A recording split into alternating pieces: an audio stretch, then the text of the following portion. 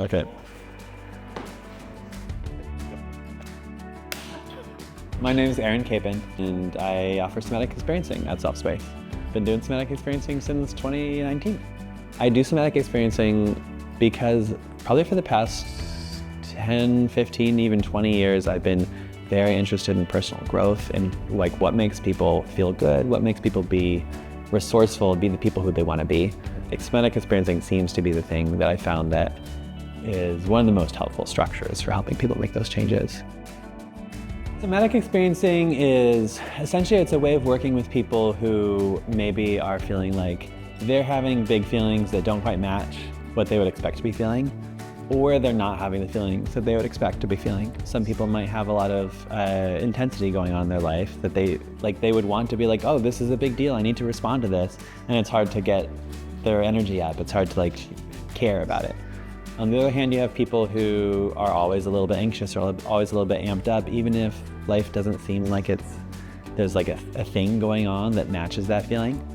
And so somatic experiencing is helping essentially teach people's nervous systems how to have the response that they would want to have to what's going on. For example, we have fight, flight, and freeze, right? Most people have heard of that. Fight helps your body activate to deal with a threat, to deal with something that's not right in the world. You theoretically would like to be able to activate, handle it, and then settle down afterwards. But for a lot of people, they might activate and then not settle. And then it kind of leaves them in this state of stress and anxiety. Or if it's a flight response, then same thing. Flight helps us activate to get away from something bad. We want to be able to get away from the bad thing, but then we want to feel safe once we're safe. So somatic experiencing is going to help people learn how to engage, deal with the situation, and then settle afterwards. So a lot of somatic experiencing, one of the biggest tools we use is awareness and tracking. And then me as the practitioner, I'll be helping sort of as a mirror. Say someone is really anxious or they're worked up about something and they're talking to me about it. They're in their story, they're not in their body yet, but as they're talking, maybe I see them making a fist. They're doing this. And so it seems like their body's having some kind of a reaction to the story they're telling me. And I might ask, hey, as you make a fist, if we were to pause the story and just notice this feeling, what happens if you were to slow that down and really feel the squeeze?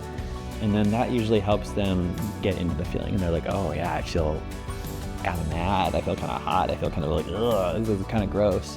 And then we can start tracking, moment to moment. Okay, as you feel that gross, hot feeling, what happens next? And they might say, oh, it's building, it's really uncomfortable. It's okay, and then what happens next? And there's well, now it's gone, No, I don't know, I feel fine. Usually with a fight or a flight or a freeze response, there's always a sense of completion. There's the beginning of it and then there's the end of it. And if we can slow things down enough, then the completion usually happens on its own.